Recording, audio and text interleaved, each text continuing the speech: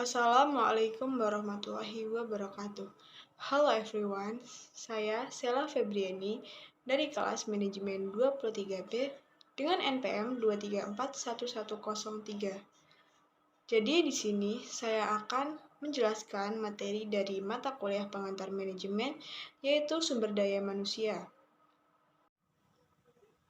Apa sih itu sumber daya manusia?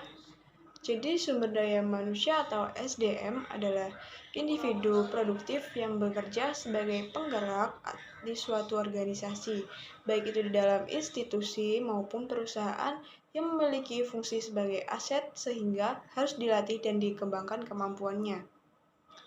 Pengertian sumber daya manusia makro secara umum terdiri dari dua, yaitu SDM makro, yaitu jumlah penduduk dalam usia produktif yang ada di sebuah wilayah, dan SDM mikro dalam arti sempit yaitu individu yang bekerja pada sebuah institusi atau perusahaan.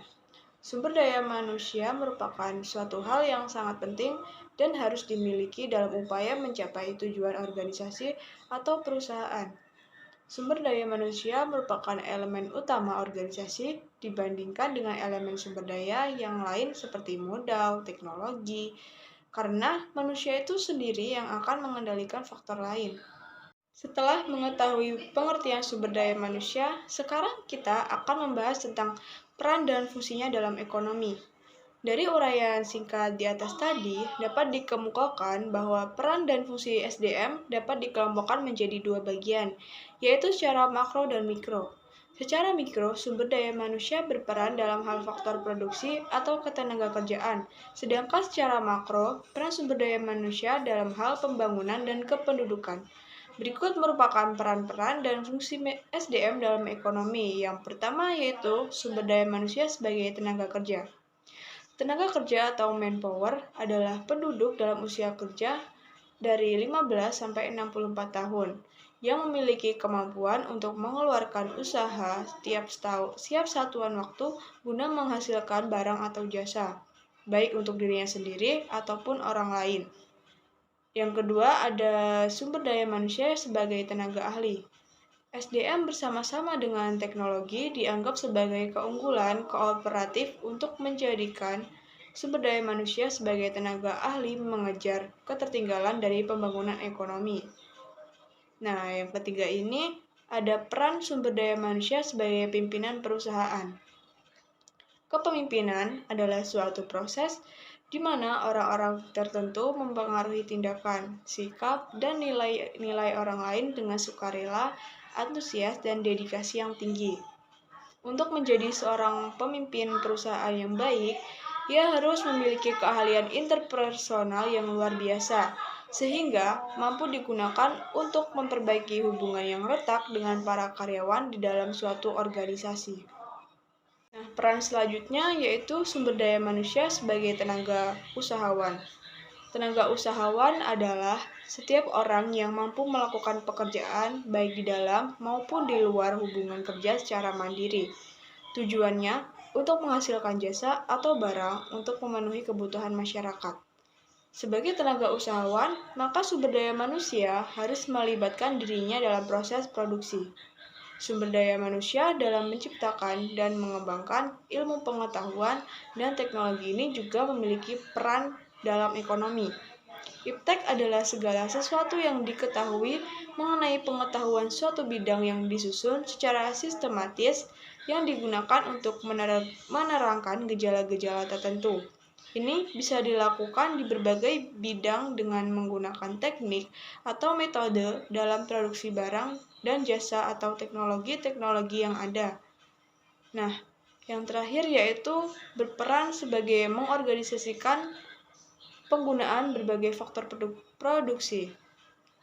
Pengorganisasian merupakan cara manajemen merancang struktur formal untuk penggunaan yang paling efektif.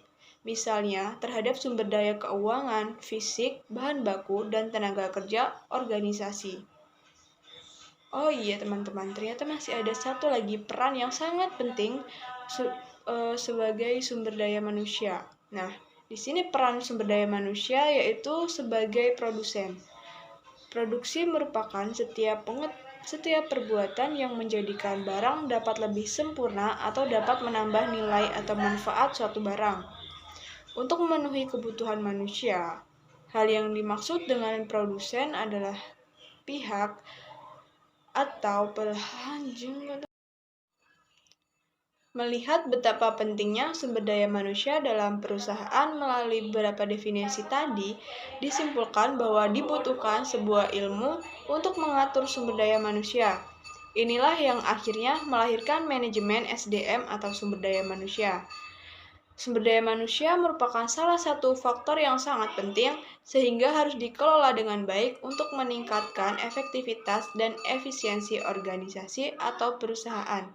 Oleh karena itu, manajemen SDM merupakan program aktivitas untuk mendapatkan sumber daya manusia, mengembangkan, memelihara, dan mendayagunakannya, dengan tujuan untuk mendukung organisasi mencapai tujuannya.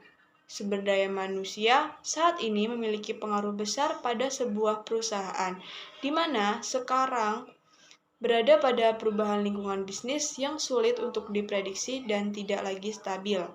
Perusahaan harus fleksibel, tidak lagi bersikap kaku atau organisasional rigidity.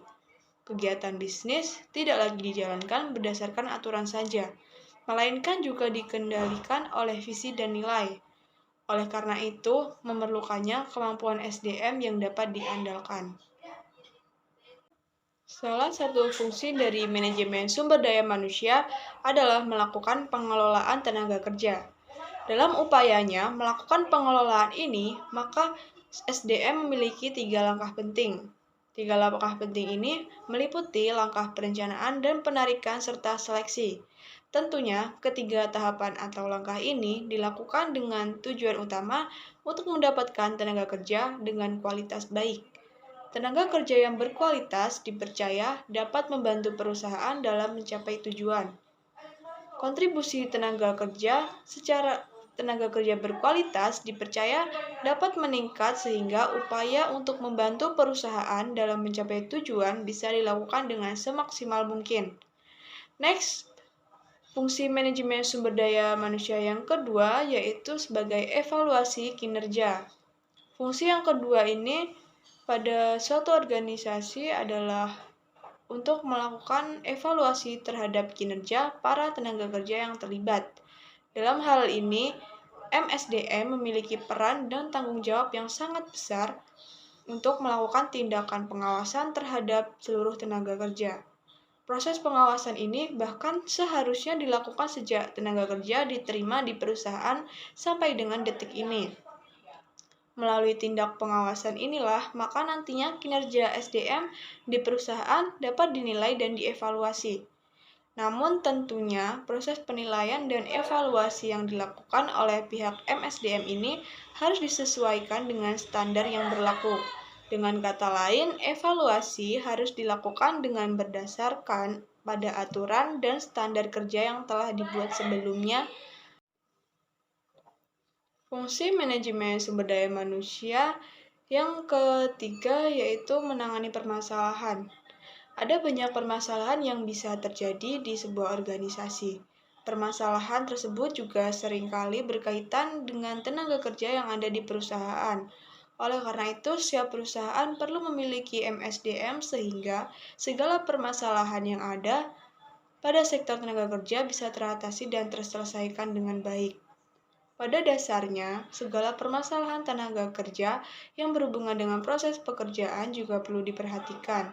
Untuk mengatasinya, maka pihak manajemen SDM, misalnya dengan mengadakan pelatihan kerja atau misalnya memberikan masukan dan saran serta solusi bagi tiap kendala yang dihadapi oleh tenaga kerja. Nah, fungsi lainnya dari manajemen SDM yaitu menciptakan kondisi aman bagi seluruh tenaga kerja dalam bekerja. Hal ini berkaitan pula dengan penanganan kesehatan dan juga keselamatan kerja karyawan yang bekerja di sebuah perusahaan. Jadi, melalui segala bentuk penanganan yang dilakukan oleh MSDM, maka akan tercipta kondisi kerja yang bisa dibilang aman untuk para pekerja. Dengan adanya kondisi kerja yang cenderung aman bagi para karyawan, maka segala risiko seperti misalnya kecelakaan kerja dapat dihindari. Jadi, seluruh pekerja yang ada di perusahaan tersebut dapat bekerja dengan diliputi rasa aman dan tenang. Kondisi kerja yang demikian tentu akan mendukung kinerja para karyawan. Maka karyawan akan dapat menyelesaikan pekerjaan dengan baik dan benar. Oke teman-teman, jadi itu saja yang dapat saya sampaikan mengenai materi sumber daya manusia. Semoga teman-teman yang menonton video saya kali ini dapat menambah pengetahuan dan dapat memahaminya. Saya akhiri, wassalamualaikum warahmatullahi wabarakatuh.